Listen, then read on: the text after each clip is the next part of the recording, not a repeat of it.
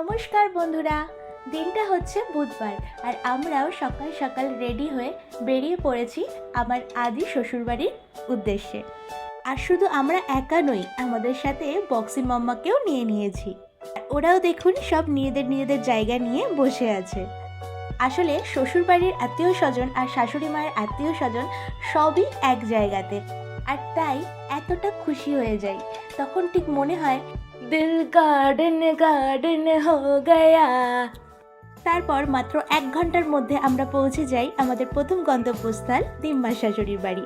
আর ইনি হচ্ছে আমার দিম্মা শাশুড়ি, যিনি সকালবেলা আমাদের জন্য ব্রেকফাস্টে বানিয়েছিলেন পরোটা আর ছোলার ডাল। আর তারপরে দুপুরের মেনুতে ছিল খাসির মাংস আর ভাত।